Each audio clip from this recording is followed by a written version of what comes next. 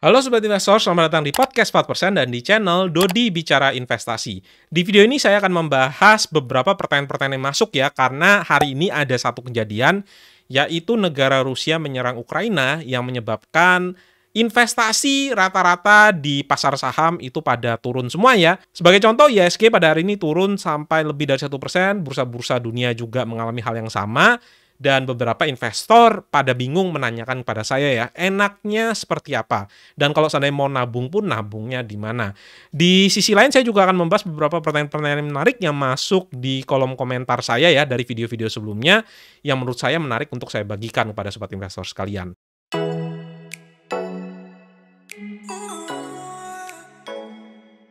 Oke, sekarang kita sudah sampai di portfolio dana pensiun saya, dan apabila sobat investor lihat di sini, ini adalah tampilan dari portfolio dana pensiun saya di Bibit. Kalau kita lihat pada episode yang sebelumnya, portfolio saya itu sekitar 880 jutaan, dan pada saat ini mengalami penurunan ya. Hal ini memang dikarenakan IHSG kita ataupun indeks dan juga reksadana saham itu mengalami penurunan. Nah, kalau kita lihat di sini, di portfolio, kita bisa cek di lihat performa portfolio. Dalam waktu 1 hari terakhir, portfolio saya turun sampai hampir 8 juta rupiah ya dalam waktu 1 hari. Nah, kalau kita lihat memang sepanjang year to date dari awal sampai sekarang, portfolio saya relatif stagnan, tetapi kalau kita memang cek dari awal saya investasi di 200.000 sampai saat ini portfolio saya itu mengalami peningkatan sebesar plus 23%.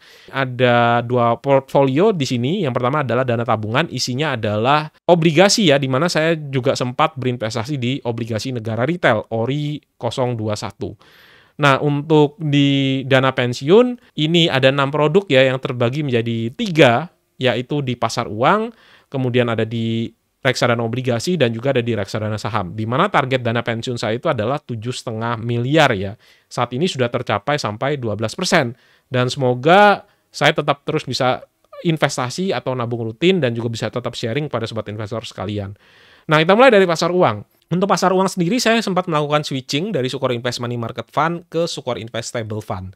Gimana caranya? Sobat investor bisa klik di sini, kemudian switch produk, dan nanti bisa lihat di sini ya. Misalnya saya ingin melakukan switching pada Sukor Invest Stable Fund di sini, maka saya tinggal scroll aja dan saya klik switch di sini.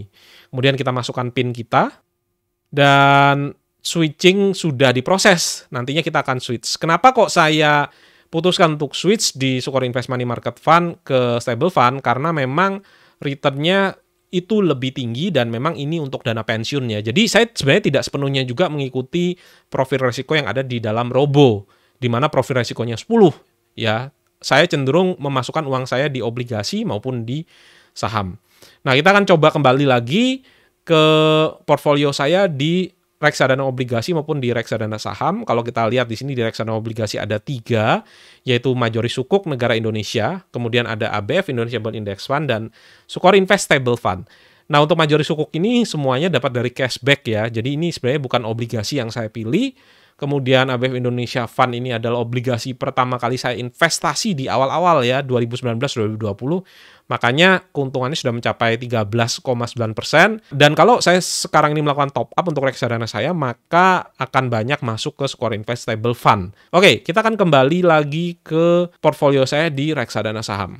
Nah, kalau di reksadana saham sendiri, sebenarnya imbal hasilnya masih termasuk cukup tinggi ya, totalnya adalah plus 29,4%. Tapi memang karena 1 hari ini mengalami penurunan, maka terlihat ada turun tadi, dan penurunannya lebih disebabkan oleh reksadana saham ya, IDX30. Kalau kita cek di sini, di average IDX30 pada hari ini mengalami penurunan itu sebesar 1,14% ya. Dan juga sama di reksadana BNI AM Index IDX30 ini juga mengalami penurunan sebesar 1,15% ya. Ini dua-duanya adalah reksadana indeks yang pergerakannya mengikuti indeks IDX30.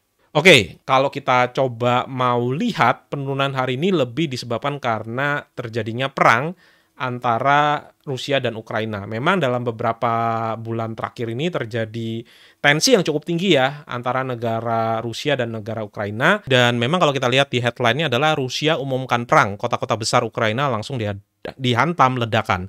Pasar itu akan merespon yang namanya ketidakpastian dan juga akan terjadi yang namanya volatilitas ketika terjadi hal-hal seperti ini. Nah, tetapi apa yang sebenarnya bisa kita ambil dari hal seperti ini ya? Tentu saja yang namanya ketidakpastian itu tidak menyenangkan, dan ketidakpastian itu adalah hal yang dibenci oleh pasar ya. Pasar akan berlomba-lomba mungkin untuk menarik terlebih dahulu, kemudian menaruhnya di instrumen yang dikatakan safe haven. Makanya kalau sobat investor lihat, emas itu juga naik secara signifikan, serta dengan adanya perang ini juga akan meningkatkan harga-harga komoditas ya. Oil mengalami kenaikan, kemudian harga batu bara juga mengalami kenaikan, dan juga hal-hal lainnya. Nah, dari berbagai macam hal-hal yang tadi sudah kita lihat, bagaimana sih caranya investor menyikapi hal ini ya? Ada dua hal yang saya dapatkan dari J.L. Collins. Market itu pasti akan crash, dan kadang-kadang kita tidak bisa prediksi kapan market itu crash. Tapi yang kedua itu adalah market itu always recover. Ya, market itu akan selalu kembali naik. Dan terkadang kita juga tidak bisa prediksi kapan market itu naik.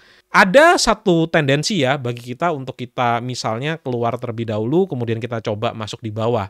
Hal ini dinamakan dengan market timing, dan memang tidak banyak ya orang yang bisa sukses dari market timing. Harus ada dua hal yang benar. Pertama, kita keluarnya di poin yang benar. Yang kedua adalah kita bisa masuk kembali ya pada saat market itu jatuh. Kebanyakan yang orang itu lakukan adalah mereka keluarnya mungkin benar ya, tetapi mereka lupa untuk masuk kembali karena begitu takutnya. Dan seperti yang sobat investor lihat ya, dalam COVID kemarin terjadi penurunan, banyak yang memperkirakan penurunannya akan terus-menerus turun, tapi ternyata tidak sampai 1 tahun market itu sudah pulih kembali, dan banyak sekali orang yang menyesal kenapa pada saat itu mereka menjual. Karena mereka menjual bahkan di bawah dari IHSG pada saat ini.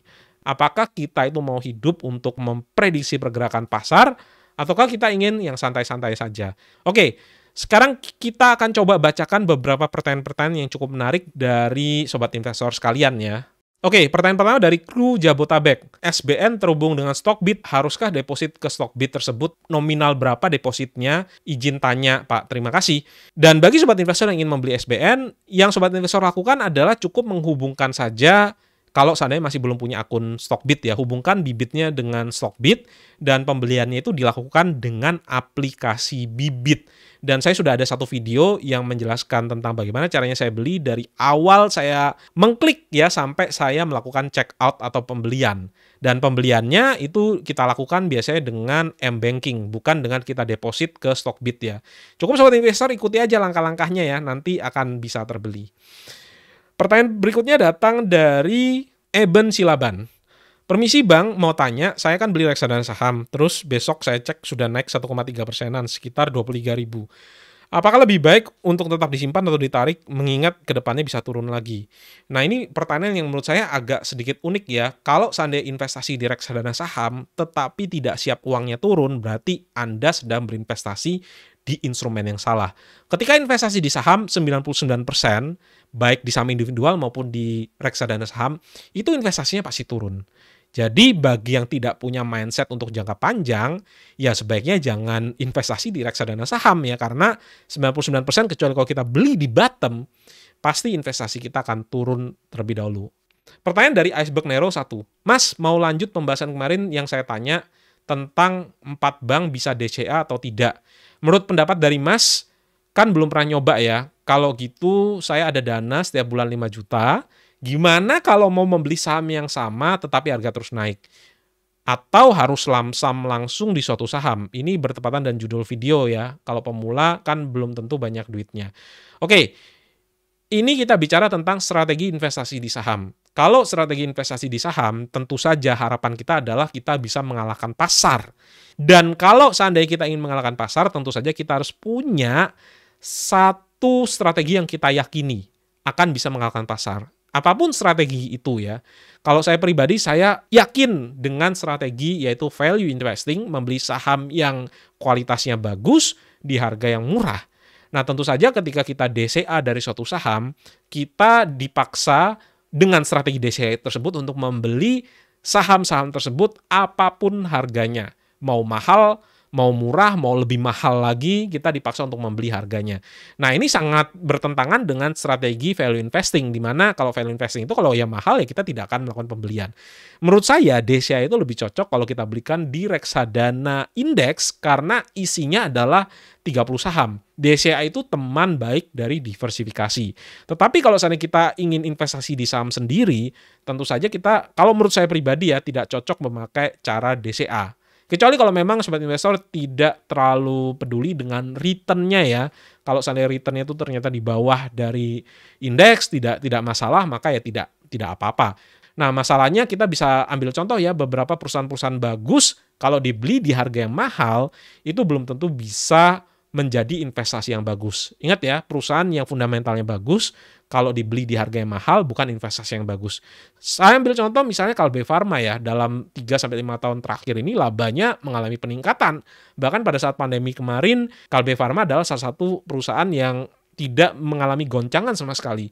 Tapi kalau kita lihat harganya dalam 3-5 tahun terakhir cenderung stagnan, ya bahkan terjadi penurunan. Nah, apabila sobat investor melakukan DCA di saham yang bagus sekalipun, ya hasilnya belum tentu juga bagus.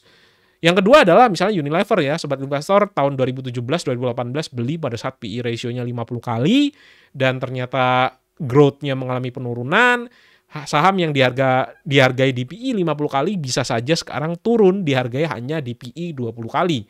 Artinya, harga 50 kali itu adalah menurut saya harga yang mahal untuk saham sebagus apapun. Dan ketika ternyata ada hal yang sedikit saja mengganggu kinerja perusahaan tersebut, maka saham yang dihargai tinggi tadi rawan jatuh. Jadi jawaban saya adalah saya tidak mungkin melakukan hal itu.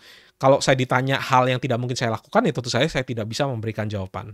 Oke, itu saja pertanyaan dari sobat investor ya. Banyak sekali pertanyaan yang bagus yang masuk. Silakan bagi sobat investor yang ingin pertanyaannya saya bahas, bisa tuliskan di kolom komentar ya. Nanti pertanyaan-pertanyaan menarik akan saya tampilkan kembali di episode selanjutnya. Jangan sampai terpengaruh dengan naik turunnya di bursa saham yang ada. Bye!